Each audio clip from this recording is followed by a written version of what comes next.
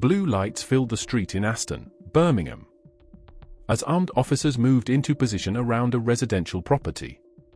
Firearms teams secured the area before forcing entry into the address. Inside, officers detained a man already known to police in the West Midlands. That man was Asrar Rafiq.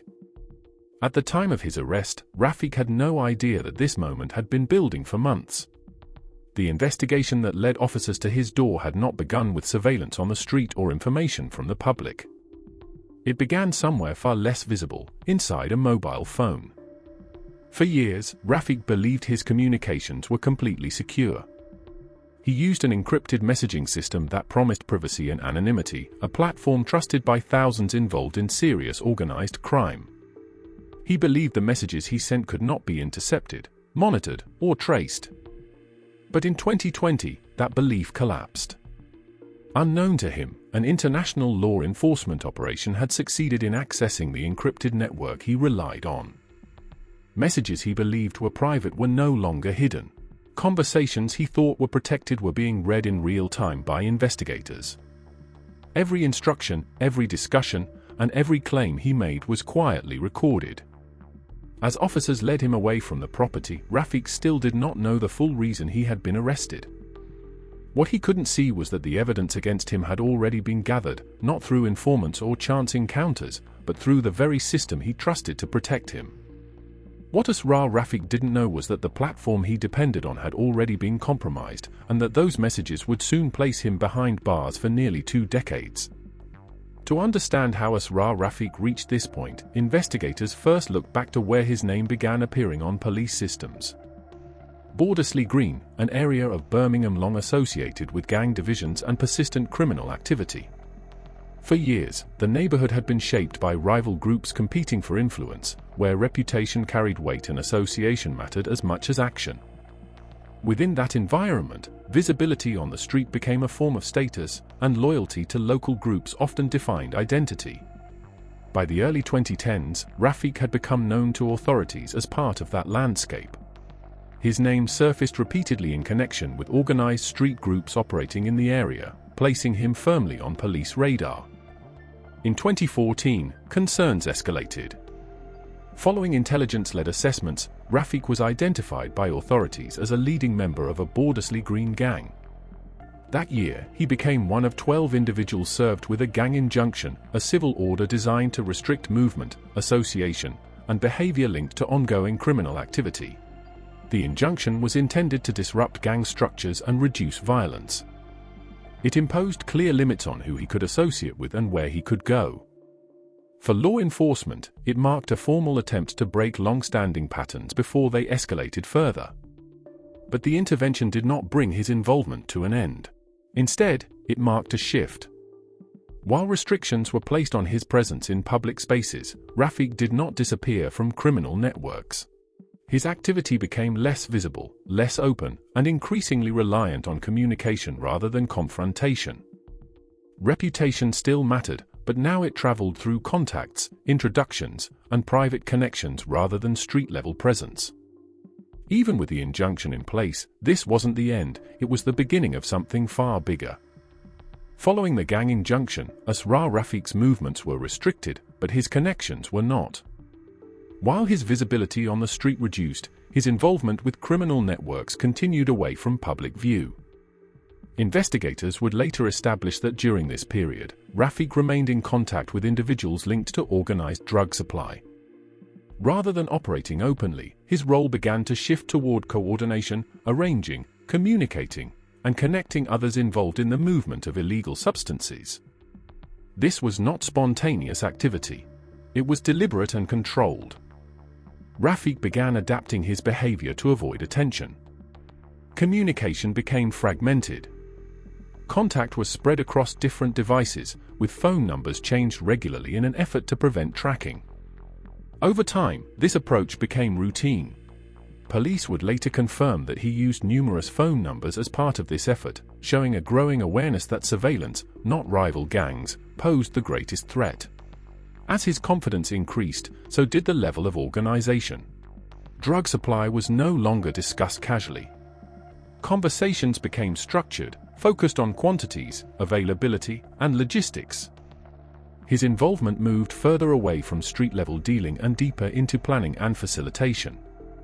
What emerged was a pattern seen repeatedly in organized crime, a transition from presence to influence. The more he reduced his physical exposure, the more he relied on communication to operate. But every additional layer of protection came at a cost, because the more careful he became, the more complex his system grew. As time passed, investigators would later identify a clear escalation in Asrar Rafiq's activity. What had once been cautious communication began to expand into something far more deliberate and sustained. By this stage, Rafiq was no longer relying on a single device. Police established that he used 13 different phone numbers in an ongoing attempt to avoid detection. Communication methods were changed regularly, contacts were rotated, and conversations were kept moving across platforms. The objective was simple: stay ahead of surveillance. On the surface, nothing appeared unusual.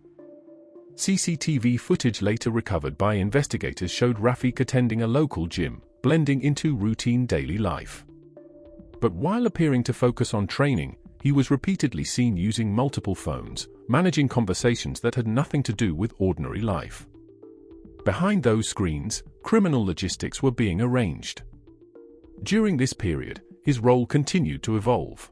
He was no longer acting as a visible presence within the criminal world. Instead, he operated through coordination, speaking to suppliers, communicating with associates, and positioning himself as someone who could facilitate access rather than carry out transactions directly. It was at this point that a new system entered his life. Rafiq began using a specialist encrypted communication service known as encrypted. The platform was not available to the general public. It was designed specifically for secure messaging and promoted within criminal circles as untraceable. To its users, encrypted represented protection. Messages were encrypted. Phones were modified. Conversations were believed to exist beyond the reach of law enforcement. For Rafiq, it appeared to solve a growing problem. Under a new username, Wisehorse, he began communicating more freely. The caution that had once shaped his behavior started to fade. Messages became longer, more detailed, and increasingly confident. Investigators would later recover conversations in which he spoke openly about criminal capability, discussed access to drugs, and described the scale at which he claimed to operate. What stood out was not just what was being discussed, but how. The tone had changed. The careful restraint seen in earlier communications was replaced by bravado. Claims of influence grew larger. Conversations suggested status, reach, and authority within serious organized crime networks. To those on the receiving end, Wisehorse presented himself as someone who could deliver. And with each message sent, his confidence deepened. What Rafiq believed was that encrypted had given him safety, a closed world where words could not travel beyond their intended recipient. What he didn't realize was that this sense of security would soon become the very thing that defined the case against him. Because behind the screen name Wisehorse was a man who believed he was untouchable. By the time investigators later reviewed the full data set, a clearer picture of Asrar Rafiq's role began to emerge. The messages attributed to Wisehorse showed consistent activity at a level far beyond casual involvement. Conversations revealed arrangements for multi-kilogram quantities of heroin and cocaine, discussed not as isolated events but as ongoing supply. The language was precise. Quantities were referenced plainly. Availability was discussed with confidence. There was no indication of street-level dealing. No discussion of hand-to-hand sales. Instead, Rafiq positioned himself as an intermediary, someone who sourced, advertised, and connected others within the supply chain. In message after message, the tone remained controlled and transactional. Communication followed a pattern similar to legitimate business exchanges, with timing, access, and reliability forming the center of every discussion. Alongside drugs, investigators uncovered something even more concerning. Within the encrypted data were messages in which Rafiq claimed he could obtain prohibited firearms. He shared lists of weapons he said were available, including AK-47 style rifles, Uzis, and ammunition. These were not casual remarks. They were presented as options, offered to associates as part of broader criminal capability. During the investigation, police recovered images sent through the platform, photographs of guns and drugs that would later form part of the evidence presented against him. Each image added weight. Each message reinforced pattern. What stood out to investigators was the consistency. This was not impulsive communication. It reflected structure, routine, and expectation. Conversation suggested repeat contacts and ongoing demand, with Rafik presenting himself as a reliable link between supply and buyer. Behind the scenes, analysts began mapping his communications. Timelines were built. Connections were identified. Patterns were tracked across days and weeks. As the picture expanded, so did the scale. Rafik spoke openly about money, claiming possession of hundreds of thousands of pounds in cash, obtained through drug transactions. These claims were not isolated boasts but part of a wider portrayal, an image of financial strength used to reinforce credibility. Within the network, reputation mattered. And through these messages, Wisehorse was constructing one. But while his confidence continued to grow, something fundamental had changed, without his knowledge. Every message he sent was no longer reaching just one recipient. Unknown to him, the encrypted conversations were being silently copied as part of a national investigation. Each instruction, each image, each claim was being stored and examined. What Rafik believed was a secure criminal marketplace had become something else entirely. It was now evidence. And as his digital footprint expanded, the net around him tightened, quietly, methodically, and without warning. Because the empire he believed he was building was being documented in real time. In 2020, the balance shifted. For years, encrypted communication platforms had allowed serious organized crime to operate with confidence. Messages moved instantly across borders, protected by layers of security that users believed could not be penetrated. EncroChat stood at the center of that world. Used by tens of thousands globally, the platform had become a primary method of communication for organized criminals involved in drug supply, firearms trafficking, money laundering, and violent crime. In the UK alone, authorities estimated around 10,000 users. To those using it, EncroChat was more than a phone. It was insurance. But that confidence was misplaced. In early 2020, an international law enforcement operation involving European authorities and UK agencies succeeded in accessing the EncroChat network. For the first time, encrypted communications believed to be unreachable were no longer secure. In the United Kingdom, the National Crime Agency began receiving live intelligence feeds as part of a nationwide response known as Operation Venetic. From that moment onward, the dynamic changed completely. While users continued sending messages under the assumption of privacy, investigators were now able to see conversations as they happened. Messages were intercepted, translated, analyzed, and passed to regional organized crime units across the country. What criminals believed remained hidden was unfolding in real time. Across the UK, officers watched as instructions were typed, deals were discussed, and networks revealed themselves message by message. And among the thousands of users communicating daily was the account known as Wisehorse. At the very moment Rafik believed his system was working perfectly, the illusion of control collapsed. While he was typing messages he thought no one would ever see, investigators were reading them live. Every conversation added context. Every contact revealed structure. Every exchange strengthened the emerging picture. Specialist teams began correlating message data with known individuals, previous intelligence, and surveillance records. Usernames that once meant nothing started to gain real-world identities. Patterns formed quickly. Supply discussions aligned with known drug movements. Firearms references matched ongoing intelligence. Boasts and claims were weighed against recovered images and timelines. What had once appeared fragmented now connected. Behind the scenes, analysts worked continuously, building case files as the messages kept coming. There was no need for infiltration or informants, the network was exposing itself voluntarily. And still, the users continued to communicate. They discussed business. They discussed money. They discussed access. All without realizing that the wall they trusted had already fallen.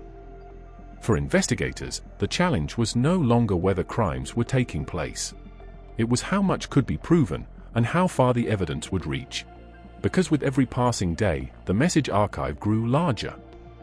And within that archive, a complete picture was beginning to form. By June 2020, months of planning and analysis culminated in action. Armed officers were deployed to a property in Aston, Birmingham. The operation was precise, coordinated, and informed by intelligence that had been building quietly for years. When officers entered, Asrar Rafiq was arrested. He was taken into custody without incident, but the events leading to this moment had been anything but simple. Immediately following his arrest, Rafiq maintained that he was being maliciously targeted. He claimed that the messages retrieved from his devices were nothing more than exaggeration and bravado, designed to impress other members of the criminal underworld. Investigators dismissed the claim as fanciful. Every message, every conversation, every image told a different story. The logs revealed sustained coordination, repeated dealings in large quantities of heroin and cocaine, and detailed instructions for the sourcing and supply of firearms. This was not idle talk. It was evidence of organized criminal enterprise operating at scale. Charges were filed against him, reflecting the breadth of his activities. He was accused of encouraging or assisting the sourcing, advertising, and sale of prohibited weapons and ammunition, and of being concerned in the supply of cocaine and heroin. Each charge was supported by months of intelligence, hundreds of messages, and images recovered from his devices. As the case progressed toward court, investigators began to reconstruct the full timeline of Rafiq's criminal activity. Message logs were analyzed side by side with photographs of drugs and firearms. Patterns of communication and transaction emerged.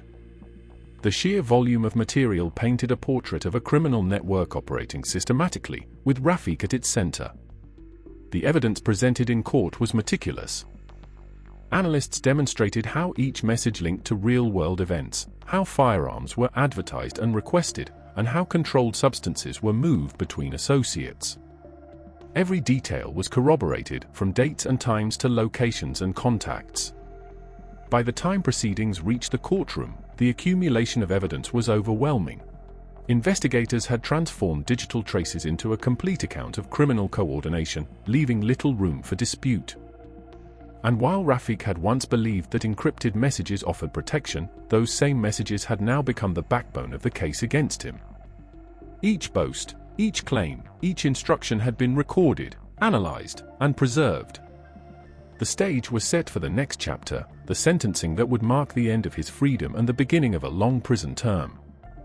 At Birmingham Crown Court, Asrar Rafiq was sentenced to 18 years and 6 months in prison.